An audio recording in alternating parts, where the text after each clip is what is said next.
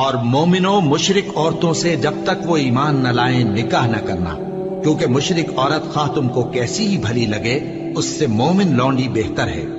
اور اسی طرح مشرک مرد جب تک ایمان نہ لائیں مومن عورتوں کو ان کی زوجیت میں نہ دینا، کیونکہ مشرک مرد سے خواہ وہ تم کو کیسا ہی بھلا لگے مومن غلام بہتر ہے۔ یہ مشرک لوگوں کو دوزخ کی طرف بلاتی ہیں، اور اللہ اپنی مہربانی سے بہشت اور بخشش کی طرف بلاتا ہے، اور اپنے حکم لوگوں سے کھول کھول کر بیان کرتا ہے تاکہ نصیحت حاصل کرے۔ اور تم سے حیض کے بارے میں دریافت کرتے ہیں، کہہ دو وہ تو نجاست ہے، سو ایام حیض میں عورتوں سے کنارہ کش رہو، اور جب تک وہ پاک نہ ہو جائیں ان سے مقاربت نہ کرو۔ ہاں جب وہ پاک ہو جائیں تو جس طریق سے اللہ نے تمہیں ارشاد فرمایا ہے ان کے پاس جاؤ، کچھ شک نہیں کہ اللہ توبہ کرنے والوں اور پاک صاف رہنے والوں کو دوست رکھتا ہے۔ تمہاری عورتیں تمہاری کھیتی ہیں، تو اپنی کھیتی میں جس طرح چاہو جاؤ، اور اپنے لیے نیک عمل آگے بھیجو، اور اللہ سے ڈرتے رہو، اور جان رکھو کہ ایک دن تمہیں اس کے روبرو حاضر ہونا ہے۔ اور اے پیغمبر ایمان والوں کو بشارت سنا دو، اور اللہ کے نام کو اس بات کا ہیلا نہ بنانا کہ اس کی قسمیں کھا کھا کر سلوک کرنے اور پرہیزگاری کرنے اور لوگوں میں صلح و سازگاری کرانے سے رک جاؤ، اور اللہ سب کچھ سنتا ہے جانتا ہے۔ اللہ تمہاری لغو قسموں پر تم سے مواخذہ نہیں کرے گا، لیکن جو قسمیں تم قصد دلی سے کھاؤ گے ان پر مواخذہ کرے گا، اور اللہ بخشنے والا ہے بردبار ہے۔ جو لوگ اپنی عورتوں کے پاس جانے کی قسم کھا لیں ان کو 4 مہینے تک انتظار کرنا چاہیے۔ اگر اس عرصے میں قسم سے رجوع کر لیں تو اللہ بخشنے والا ہے، مہربان ہے، اور اگر طلاق کا ارادہ کر لیں تو بھی اللہ سنتا ہے جانتا ہے۔ اور طلاق والی عورتیں 3 حیض تک اپنے تئیں روکے رہیں،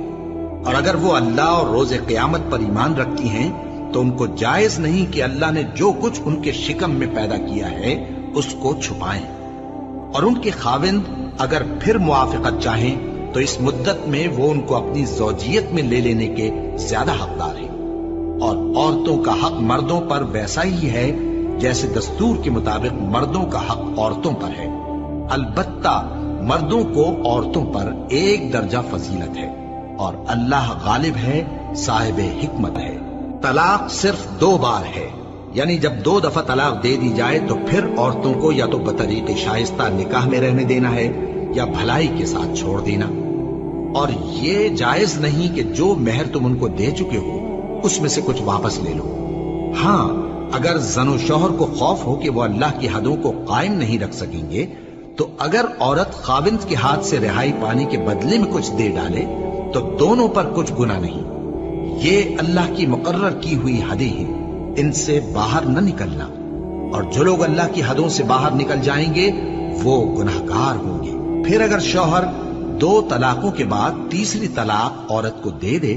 تو اس کے بعد جب تک عورت کسی دوسرے شخص سے نکاح نہ کر لے اس پہلے شوہر پر حلال نہ ہوگی۔ ہاں اگر دوسرا خاوند بھی طلاق دے دے اور عورت اور پہلا خاوند پھر ایک دوسرے کی طرف رجوع کر لیں تو ان پر کچھ گناہ نہیں، بشرطے کہ دونوں یقین کریں کہ اللہ کی حدوں کو قائم رکھ سکیں گے، اور یہ اللہ کی حدیں ہیں، ان کو وہ ان لوگوں کے لیے بیان فرماتا ہے جو علم رکھتے ہیں۔ اور جب تم عورتوں کو 2 دفعہ طلاق دے چکو اور ان کی عدت پوری ہو جائے تو انہیں یا تو حسن سلوک سے نکاح میں رہنے دو یا بطریق شائستہ رخصت کر دو، اور اس نیت سے ان کو نکاح میں نہ رہنے دینا چاہیے کہ انہیں تکلیف دو اور ان پر زیادتی کرو، اور جو ایسا کرے گا وہ اپنا ہی نقصان کرے گا۔ اور اللہ کے احکام کو ہنسی اور کھیل نہ بناؤ، اور اللہ نے تم کو جو نعمتیں بخشی ہیں اور تم پر جو کتاب اور دانائی کی باتیں نازل کی ہیں جن سے وہ تمہیں نصیحت فرماتا ہے ان کو یاد کرو،